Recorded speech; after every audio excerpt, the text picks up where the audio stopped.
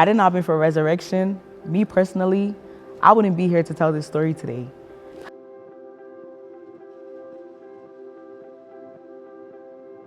Hi everyone, my name is Jessica Tagoe and this is my testimony. So I first encountered Apostle and Prophetess through Facebook, and I remember in that season I was going through a few things, and some way somehow the Holy Spirit had led me to go add Prophetess on Facebook, and the minute I sent her a message she responded, and what she said in the message was, "Pastor and I will call you tonight." And that was the first day that I had ever encountered them. They didn't know me from anywhere, but that night she did call, and Apostle and Prophetess prayed for me that night, and that was the beginning of this testimony. So when I first encountered Apostle and Prophetess, KFT wasn't established just then. Apostle and Prophetess were serving at a different ministry, and that's where I proactively was serving under them and with them. And then shortly after, Apostle was ordained as a pastor, and the most vital memory from that day was just leading worship at his ordination. And then shortly after, KFT was established.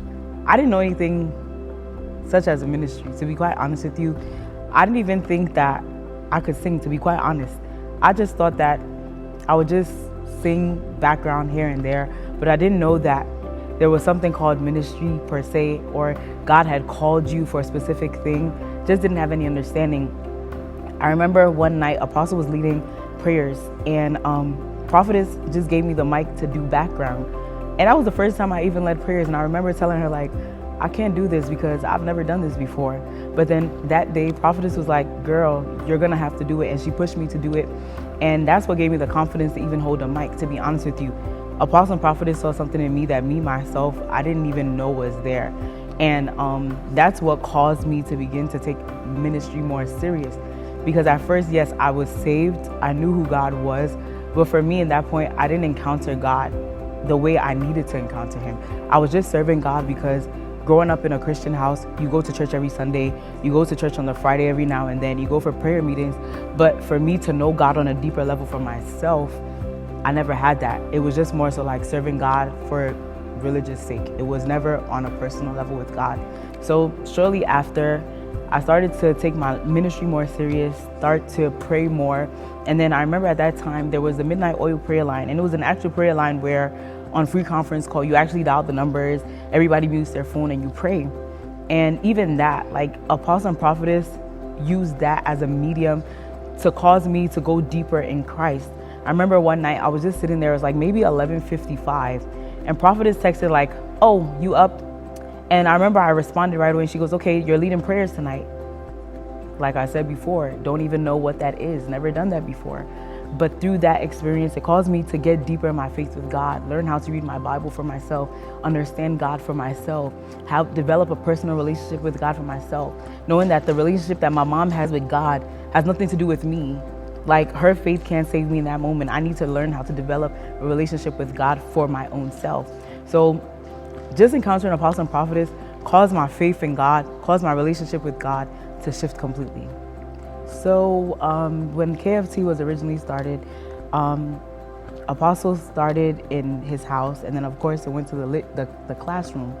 And when it went to the classroom, I remember I was there a few of the Sundays or whatever the case was, because at that point the services were in the evening. And prior to that, I already had a church that I was going to. So it was so convenient in that season to go to the first church and then afterwards come to KFT because it was an evening church. But then when KFT, the services time changed to morning, there was like a little rift, because at that point it became like, what church will you now go to? So with that being said, it caused like some tension, which caused me to now have to withdraw my membership or my service in KFT. So not long after that, I remember there was a big gap in the relationship that I now had with Apostle and Prophetess. And it caused me to go into a place of darkness, should I say. And for me, it was a headspace that I personally would never want to go through again. Because one, that taught me a lot that, you know, when God calls you to specific people, you just must stay aligned, because when you no longer have a covering, the enemy has access to attack your life. When I stopped coming to KFT, I remember life just everything just started to go downhill. I remember I started to go through mind attacks, and life was just hard. Like certain things, like you see how certain days you just wake up and you just don't want to be there. You're just like, there's nothing more to life, because then it's like being in a relationship with somebody and then one day you wake up and that relationship is no more. Like it makes you feel some type of way. It makes you really disheartened, because at that point you realize that that relationship did mean something to you, or it carries some type of weight or importance in your life. And for me, I realized that, and by the time I realized that, it was extremely late, because by then the devil started to have his way in my life. And it was quite hard, to say the least, because for me, it was no longer about my body or my flesh wanting to be at KFT. It was now a matter of my soul needed it, but because of pride and just being disobedient to the voice of God, I decided to just sit back and just, I would say just let the devil have his way. As crazy as it sounds, now looking back, I'm just like, why would you let the devil have his way? But then in retrospect, that's just what the truth is. I remember certain days I wouldn't want to go to school, wouldn't want to go to the church that I was previously going to. I just didn't want to do anything, because at that point life didn't have any more value to me, and I didn't have much friends, like didn't have anyone to talk to. I was just very isolated from everyone. And I remember one day I had a dream, and in the dream I remember I saw a prophetess, and she basically told me that I had hurt her. And I was just like, okay, I need to find a way to go back and apologize. But prior to that, I knew that I needed to go back to KFT some way, somehow, but I just didn't know the avenue in which I was going to get back to KFT. I just knew that I needed to. But you see, when the devil knows that your blessing is somewhere, he will cause you to delay and delay and delay and delay, just so that he can just have his way, just so that he can work on your ignorance. So with all the things that I was going through, all the tensions, all the rifts, with everything going on in life, I decided just to stop serving God. I stopped going to church altogether. Why? Because the devil was working overtime, triple time, quadruple time. He was just working all types of time on my life. And I was just overwhelmed. And in that moment, I was just like, okay, at this point, God, this life is not even worth it. It doesn't make sense to be here. Why am I here then? If you're not going to save me, if you're not going to help me, then there's no reason for me to be here.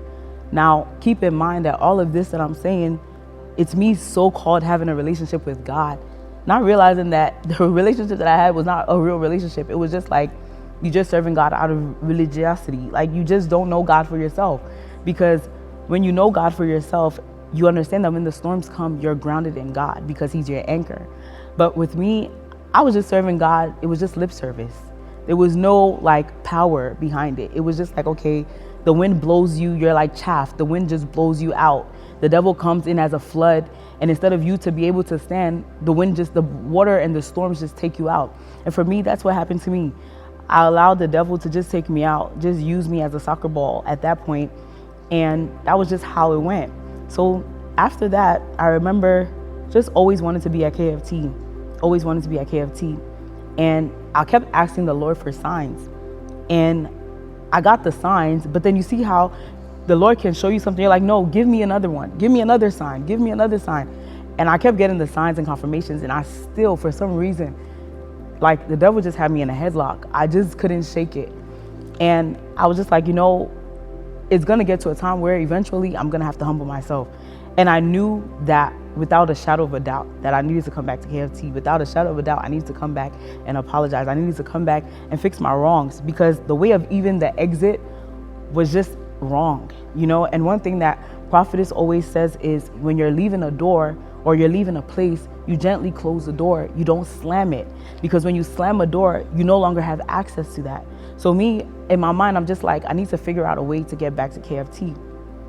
So I remember through that season, I was just so overwhelmed that I started to take medication just to numb out the pain, just to numb out how I felt, just to numb out like all the emotions behind feeling alone, feeling isolated, feeling like this life is not worth living. And I would take like Percocets, I would take like all types of drugs, like I would take like NyQuil, just overdose on stuff, because at that point I was just like so over it. Because at that point I was on an attempt to just take my life, because at that point ministry don't exist. At that point relationships down the drain. At that point you don't have no friends. that point, you don't have nobody standing with you. You're just by yourself. So at that point, it's like you feel like there's no reason to be alive. There's no reason. You just want to unalive yourself, because at that point, it's like, this is a lost cause. And I remember, due to me just not being in the right place, it caused me to enter a relationship that I had no business being in. And looking back, I know for a fact that if I was in KFC at that season, there was no way I would have been in that relationship. And for me, I realized that I was in the wrong place. I knew that the Spirit of God was still inside of me when I knew that I had apprehension about the decision that I was making, and I didn't feel the peace of God. I knew that I was just out of alignment altogether, because at that point, it's like, when you know God is in something, you won't have second thoughts. And for me, I knew that it just wasn't it. This just wasn't it. Like, when you know God is not in something, but you still stay because you know that you don't have anybody, that's the only person you have to talk to. So then you'll just stay because you're just like, I have nobody else. This is all I had, knowing boldly that this is not the will of God for my life. So shortly after that relationship ended, I literally remember just laying on the floor and just crying out to God, like, if you don't save me, I'm actually going to kill myself.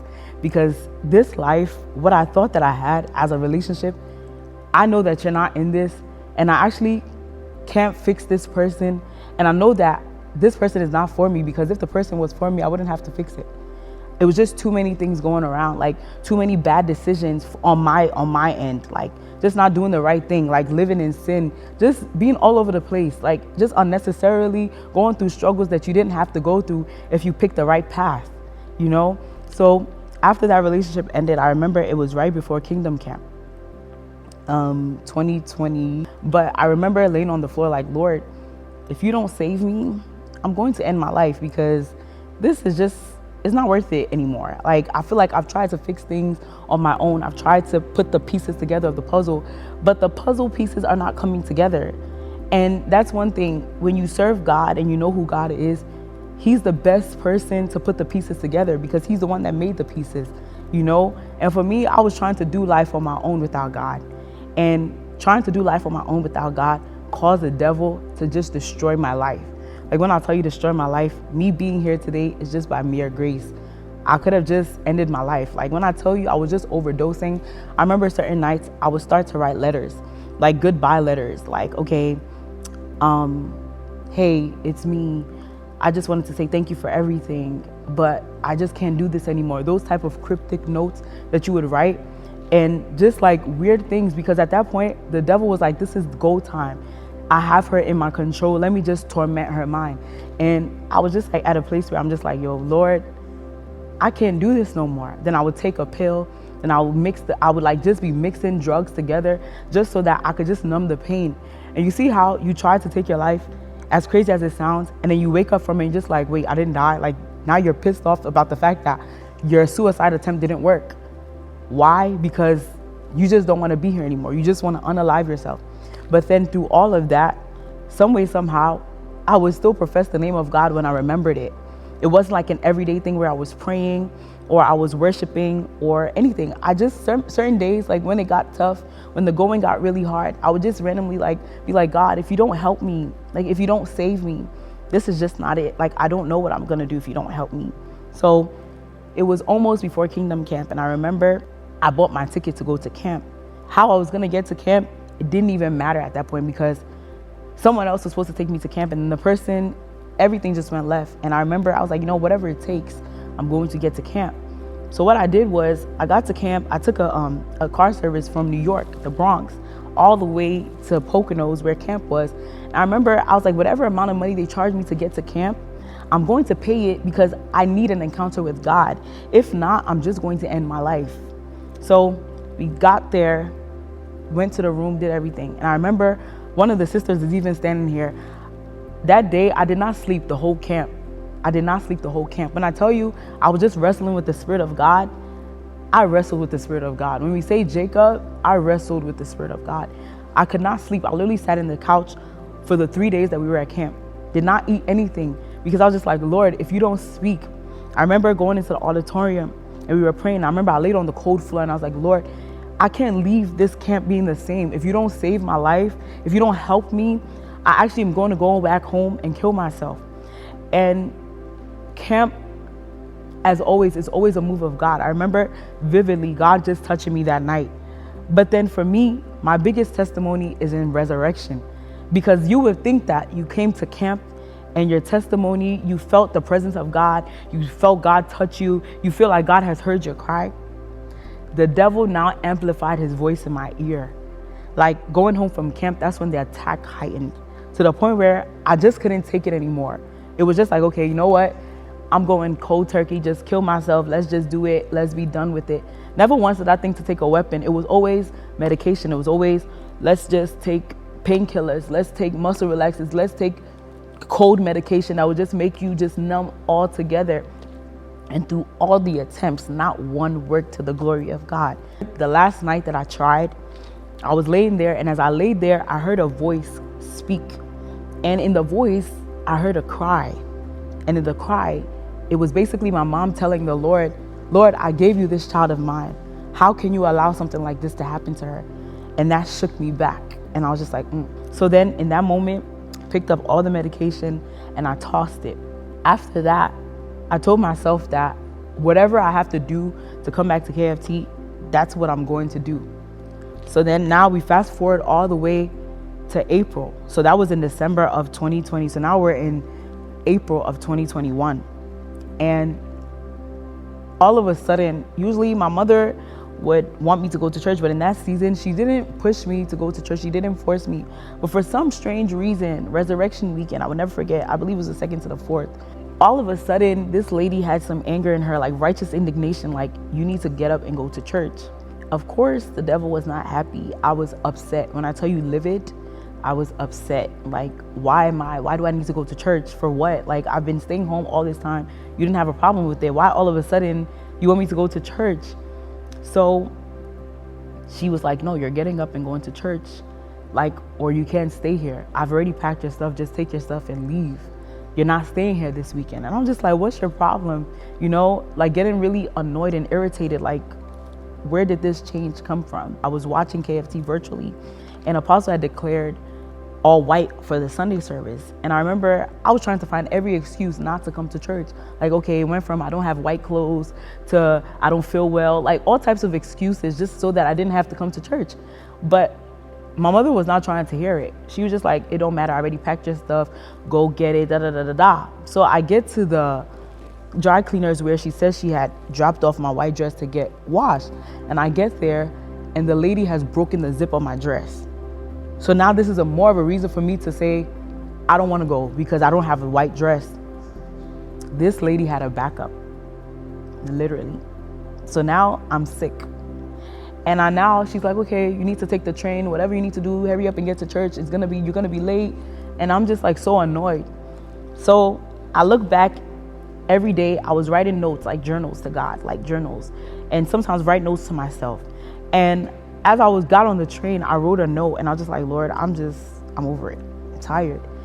And I get to the hotel and there's all this ruckus with my hotel room. It's like everything was just going bad that day. All of us, for no reason. I don't even understand what the problem was.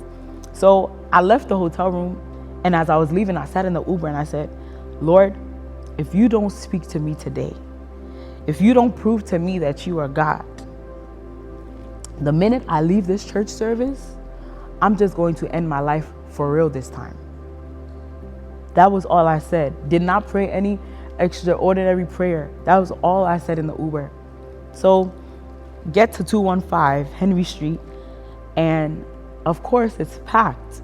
So I'm now sitting at the back, like all the way in the back.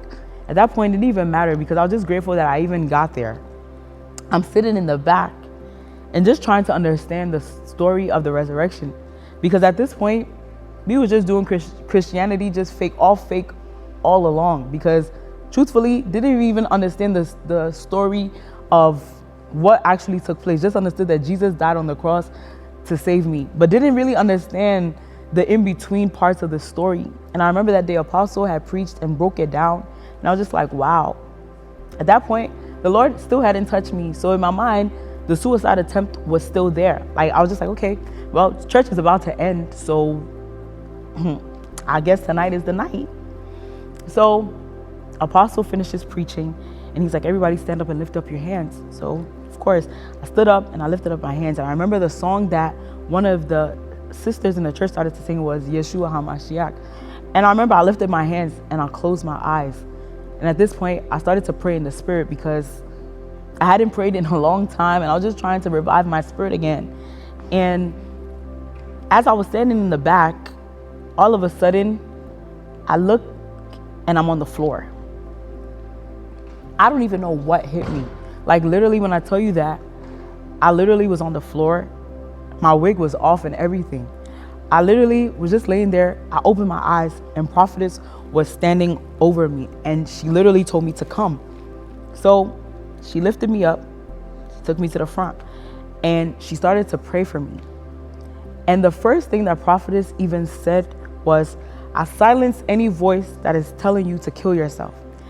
That's when I knew that God is actually real. Because at that point, I hadn't experienced him for myself. But then for me, when she said that, I was like, wow. So then she started to pray for me, and that's where my deliverance started. And once the deliverance started, she kept praying for me. Like, she's like, every mind attack, let every mind attack cease right now. She commanded my mind to be free. She just started praying for me. I remember she laid her hands on me and then she started to speak in my ear. Then she laid her hands on my ear. Then she laid her hands on my stomach. Like, Prophetess literally prayed for me that day. Like, when I tell you she prayed for me, she really prayed for me. So then after that, I'm thinking that my deliverance is finished. Prophetess has prayed for me. It's cool. I'm sitting there and Apostle now calls me out and he's like, Jessica, come, let me finish praying for you. So then Apostle prays for me. And one thing that Apostle said that till this day, every time I think about it, it still gives me goosebumps, is that Apostle was like, you guys may not know her, but she was my worship leader. And we can't move forward in this ministry and watch her be left behind. And for me, that really caused my heart to just like, you see when Ghanaian people say you cry in your stomach, like I literally started to cry. Like even now, like it's causing me to shake a bit because for me, that was such a pivotal moment. That's where we enter the prodigal son story, coming back home. Because for me, Apostle doing that made me realize that his heart is not even about for show, it's not for people. It's mostly his heart is just like, it's just really pure. So Apostle literally prayed for me. When I tell you Apostle, like we went through a straight deliverance for like maybe 20 minutes, 30 minutes. It was just a long deliverance. And Apostle literally was just telling the Lord, like for the sake of her service, Lord, just take her out of whatever bondage she may be in. Apostle prayed for me. So afterwards, First Lady came, Prophetess came and gave me the mic and she said, now go do what the Lord has called you to do. At that point, I went and I led worship that same day. Once they finished praying for me. Had it not been for resurrection, me personally, I wouldn't be here to tell this story today.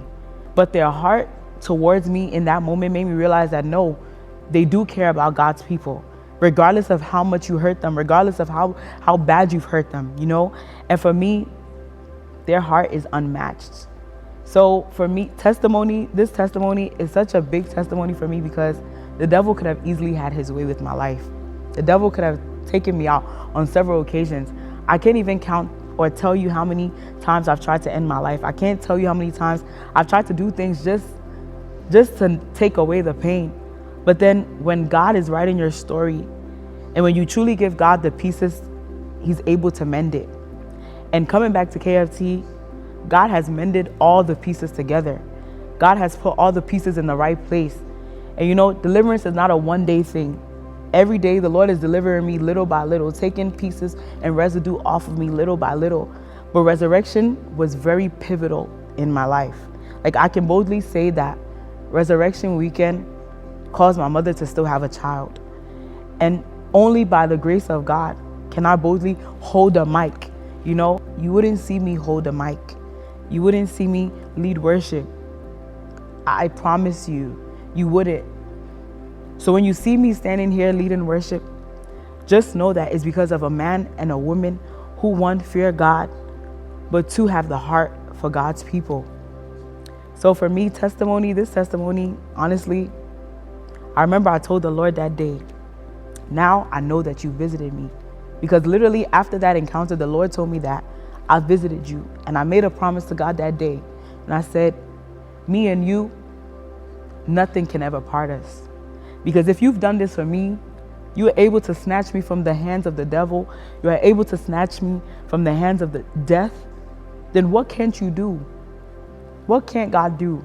For me, I look at my life and I see my life. One word to describe my life is redemption. I can't say any other word. Why? Because when God redeems you, he gives you a new garment. So the garment that maybe I identified with in the previous season or the past few years is not the garment that you see on me today, just by the grace of God. You know, when God redeems you, you no longer look like the story, or you no longer look like what you've been through, by the grace of God. You know, God has saved me on countless occasions. God has done so much. Just to be alive, just to be able to move is a privilege in and of itself. But for me, Resurrection Weekend, me, myself, I would never forget in my life. When I tell you I would never forget it, I would never forget it. My life has changed drastically from Resurrection. I think that even looking at pictures speak 10,000, millions, quadruple, whatever. I don't even know how to explain it. Like when I look at pictures from 2021, 2022, 2023, and I look at myself now, I'm like, this could have only been God. And just looking at myself and my walk with God now, I'm just like, nah, ignorance. When you're ignorant, the devil will play on your ignorance. Now, you can't convince me that God is not real. There's nothing that you tell me that I'm like, nah, this one God can do. There's nothing too big for God to do. There's nothing too big for God to do. Now, that timid spirit that will come when I have to hold a mic is no longer there. I can boldly come stand here and lead worship. I can boldly stand here and do what God has called me or has commanded me to do without worrying about anything else, without having to think of my circumstances, without having to think about what I'm going through. You know, I remember one day when I came back to KFT, I went to Prophetess and I was literally crying my eyes out. And Prophetess, literally all she said to me was, Jess, seasons change. And she was not lying. Seasons do change. You know, it doesn't rain forever. And by the grace of God, the season has changed for me. The season that I was in where I wanted to just end my life, that's not the season I'm in by the grace of God, you know. And one thing that Prophetess has been saying as of late is that God can be trusted. And for me, when you see my life, you can definitely attest to the fact that if you give anything to God, he's more than able to keep. He's more than able to perfect and give you better than what you even give him.